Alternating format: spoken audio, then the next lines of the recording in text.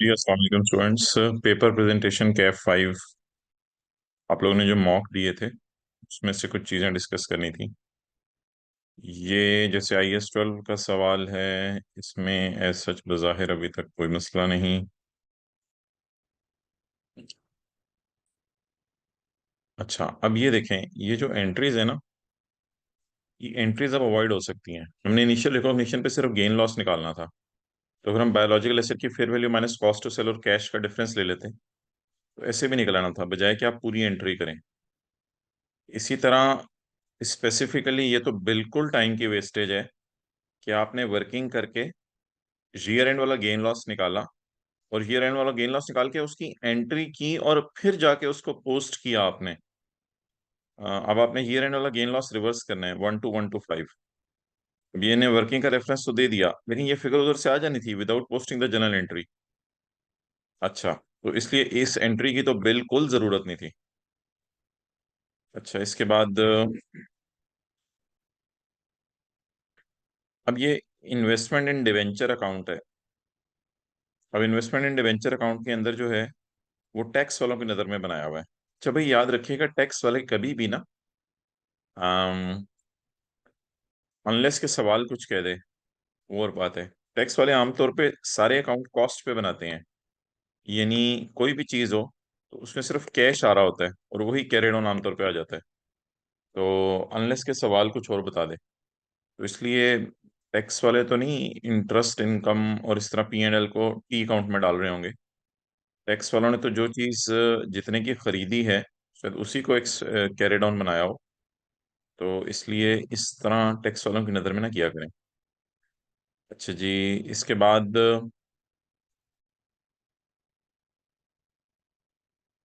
अच्छा, इस सवाल था जो IFRS 8 का था, इसमें लिखा हुआ था वाज़े तौर पे कि हम सिंगल ऑपरेटिंग सेगमेंट के तौर पे ऑपरेट कर रहे हैं। तो फिर ईच रिपोर्टेबल सेगमेंट का लॉस लिखना और दोबारा ईच रिपोर्टेबल सेगमेंट का लॉस लिखना, रिपोर्टेबल सेगमेंट जब एक है तो फिर उसमें क्यों आपने ये डाला है? अच्छा, अब ये देखें, ये तो एक बिल्कुल कंसोलिडेशन की सिंपल सी एडजस्टमेंट है, जिसमें हम कैरिंग वैल्यू और फेयर वैल्यू का डिफरेंस लेते हैं और जो सरप्लस आता है उस सरप्लस को हम पोस्ट कर देते हैं और उसकी अमोर्टाइजेशन चार्ज करते हैं। अब ज्यादा भी होता तो अमोर्टाइजेशन की कुछ जनरल अमोर्टाइजेशन की कोई कैलकुलेशन समझ आती है करनी, वो नहीं की हुई, यानी आपने 20/10 या जो भी था वो लिखना था। ये कुछ समझ आती है बात कि 20/10 लिख दें, और वो भी आप SRE की वर्किंग में लिखें। अदरवाइज ये जो 20 की फिगर है अगर सवाल में दी हुई है तो आप इसको इजीली पोस्ट कर सकते हैं, ये सरप्लस के अंदर इसको डाल दिया आपने, बात खत्म। तो please carrying value, fair value, surplus, इन चक्रों में अगर आप पढ़ेंगे तो पेपर में यही काम करते रहेंगे। मैं ये नहीं कह रहा कि अगर कैरिंग वैल्यू और फेयर वैल्यू दी हो तो उन दोनों को शो ना करें, आप शो करें। आपने फिर अगर कैरिंग वैल्यू फेयर वैल्यू दी हुई है तो वर्किंग वन में यूज कर लें। वर्किंग वन में जब रिवैल्यूएशन सरप्लस खोला है आपने, यहाँ कैरिंग वैल्यू फेयर वैल्यू का डिफरेंस ले लें ब्रैकेट के अंदर, इंस्टेड ऑफ कि आप नई वर्किंग्स खोल रहे हो। हाँ, क्लास में कुछ समझने के लिए बात कर दी जाती थी, वो इसलिए होती थी कि कोई आपको मसला ना आए। लेकिन ये कि एंट्रीज भी हो रही हो नीचे, यहाँ भी एंट्रीज हो रही हो, तो ये तो एक्सेप्टेबल नहीं है, फिर तो पेपर में आप यही करते रहेंगे। अच्छा जी, इसके बाद अच्छा यार, बैलेंस शीट पेपर में मांगी नहीं हुई थी। अब जब आपने देख लिया कि इन्वेस्टमेंट को इतने से डेबिट करना है और जहन में सोच लिया कि शेयर कैपिटल और शेयर प्रीमियम क्रेडिट होगा, इसकी क्या जरूरत है सेंट्री के करने की? ये तो टाइम वेस्ट करेगी आपका बिल्कुल। और बैलेंस शीट का सवाल है तो भी तो डायरेक्ट सोचा जा सकता है, इन्वेस्टमेंट डेबिट और share capital share premium credit balance sheet में साथ ही पोस्ट कर दें उसको। तो ये तो मुनासिब नहीं था भाई।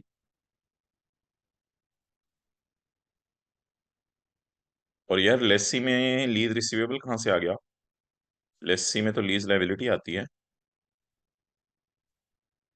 अच्छा अच्छा, ये जो पेपर मार्क करते हैं, पेपर मार्कर्स, तो उसमें कोई चीज़ अगर सोल्यूशन में नहीं दी होती तो कई दफ़ा वो लिख देते हैं नॉट रिक्वायर्ड।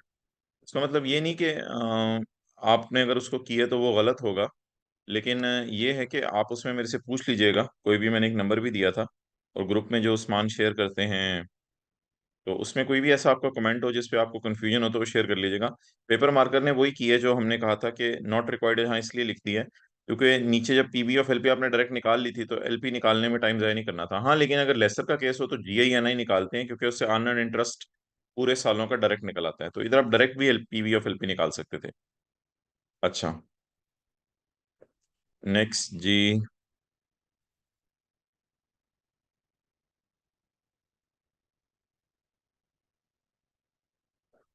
अब यार ये डेप्रिसिएशन वगैरह की अलग वर्किंग्स क्यों खोल रहे हो? डेप्रिसिएशन की एंट्री में डेप्रिसिएशन साथ साथ कर दो बस, यही ब्रैकेट्स खोल के। इन चक्करों में पढ़ने की क्या जरूरत है?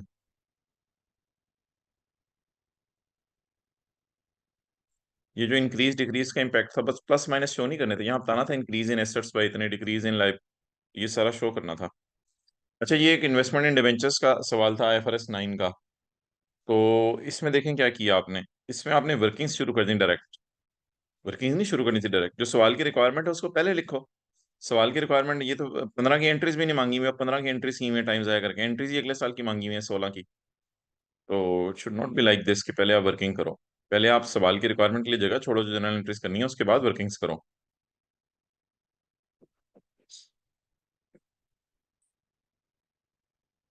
ओके, और अगेन इधर फेयर वैल्यू, कैरिंग वैल्यू, और कैरिंग वैल्यू, फेयर वैल्यू और डिफरेंस एज ऑन की वर्किंग होनी थी। तो पेपर मार्कर ने इसीलिए हाईलाइट किया हुआ है जो हमने सोल्यूशन में किया था, लेकिन ऑब्वियसली अगर आपने डायरेक्ट इधर वर्सेस वाली कैलकुलेशन परफॉर्म कर दी है तो वो भी पेपर में एक्सेप्टेबल है, ये बात नहीं एक्सेप्टेबल है। लेकिन पेपर मार्कर ने एज पर दी सजेस्टेड सोल्यूशन इसको हाईलाइट किया है कि ये कहाँ है, लेकिन अगर आप इसको इधर भी डायरेक्ट कर दें तो नो प्रॉब्लम एट ऑल। अच्छा जी, नेक्स्ट, आगे चलें।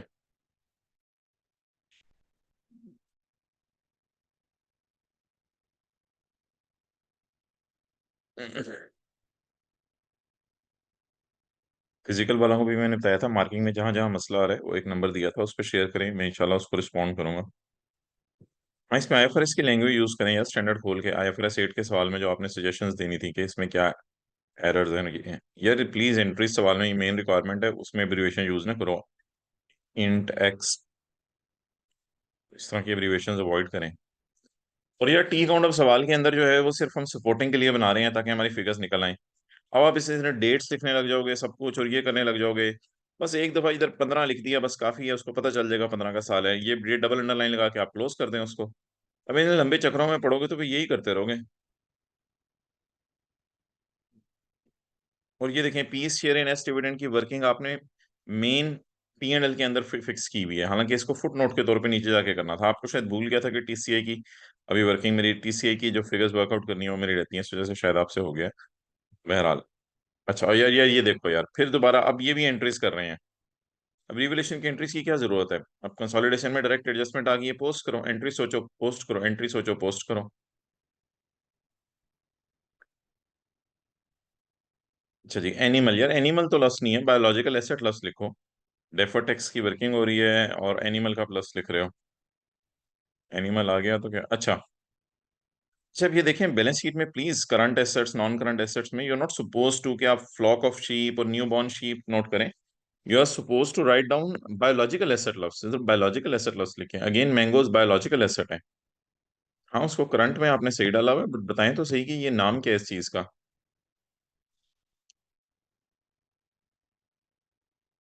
यार ROU डेबिट होता है लीज में, अब आप लोगों ने मशीन डेबिट की हुई है। ये कौन सी एंट्री है, rental income debit, rental expense credit? अच्छा, प्लीज नोट तो हमारे सवाल की मेन चीज है, इधर आप CT DT यूज कर रहे हैं, पूरा यूज करें, current tax expense, deferred expense, इधर पूरा यूज करें, प्रॉफिट बिफोर टैक्स। नोट तो हमारे सवाल की मेन रिक्वायरमेंट है।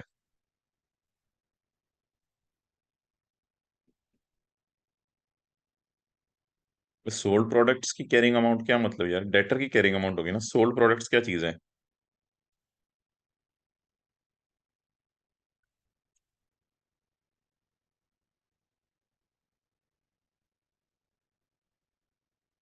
और कहीं भी कोई मार्किंग का इशू है तो आप जरूर उसको शेयर करें, और कोई भी आपको मसला आ रहा है ताकि मैं वो उस मसले का आपको जवाब दे सकूं। फिजिकल वालों ने जहाँ से पेपर उठाए थे वहां भी नंबर लिखा हुआ है उस्मान का, और ग्रुप के अंदर भी उस्मान मीटिंग के लिंक शेयर कर रहे हैं आजकल, उस नंबर पे आप पर्सनल चैट में भेज सकते हैं।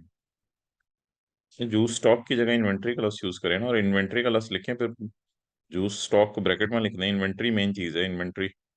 लाइन आइटम्स के लॉस वो यूज करें वो जो फाइनल अकाउंट में नहीं, फाइनेंशियल स्टेटमेंट्स के अंदर हमने पढ़े थे, पता नहीं नेस्ले की फाइनेंशियल स्टेटमेंट्स थी।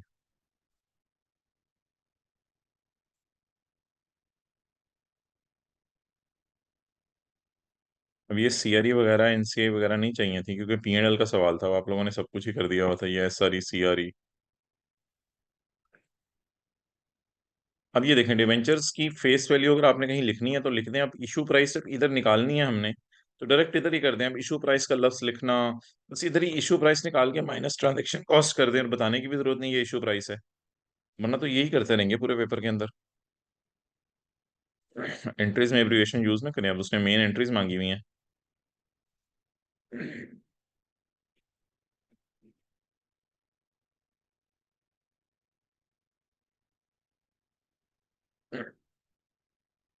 ये नोट में नंबर तो दो, 7.1 7.2, नोट में नंबर भी नहीं दे रहे।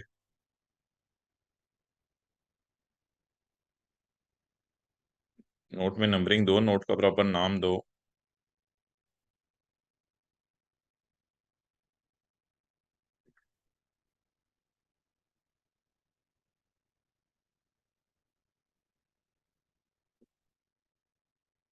अब ये share of profit from associate, कोई गलत फिगर निकाल दो, यानी कि गलत मीन्स कि जो आपको समझ आ रही है फिगर्स, उसके भी यहाँ पे कोई फिगर निकाल के दो। आपने तो बिल्कुल डैश डाल के इग्नोर कर दिया है। अब ये अगेन सी आर एनसीआई निकालनी हुई थी, जो बैलेंस शीट में जाती हैं।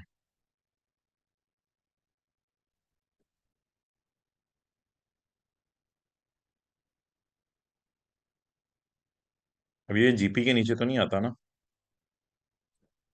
शेयर ऑफ प्रॉफिट जो है वो पीबीटी के ऊपर आता है। प्रेजेंटेशन तो देखें ना, टीसीए एट्रीब्यूटेबल एनसीए लिखा हुआ है, इधर पूरा लिखा है नॉन कंट्रोलिंग इंटरेस्ट। ठीक है जी। IS 38 में भी ख्याल रखिएगा, नोट का प्रॉपर नाम दें, कॉलम डालें, पीज इन मिलियन वगैरह ऊपर लिखें, हर टॉपिक में इस चीज़ का ध्यान रखिएगा। IS 21 में एंट्रीज वगैरह आती हैं, ऊपर जनरल एंट्रीज और सब कुछ लिख दीजिएगा।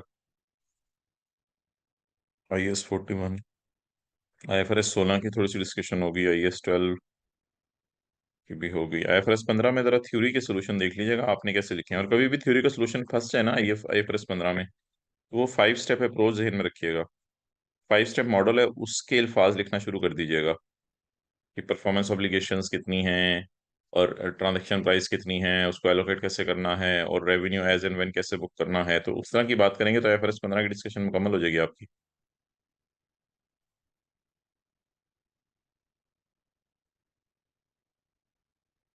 अगेन अब जैसे कंसोलिडेशन है, S2P P2S स्टॉक बेचा जा रहा है, अब उसकी कोई जरूरत नहीं है कि S2P P2S स्टॉक बेचा जा रहा है वहां पे जो है वो लाके शो कर रहे हो।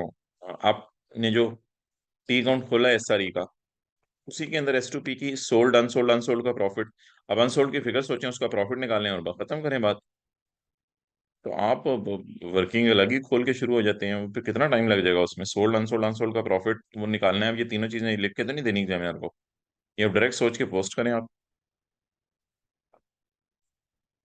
IS 37 है, उसमें जरा सवाल की रिक्वायरमेंट अच्छे तरीके से पढ़ लीजिएगा, सवाल क्या कह रहा है, उसकी रिक्वायरमेंट के मुताबिक सॉल्व कीजिएगा। ठीक है जी, अल्लाह आप हज़रात को पास करे।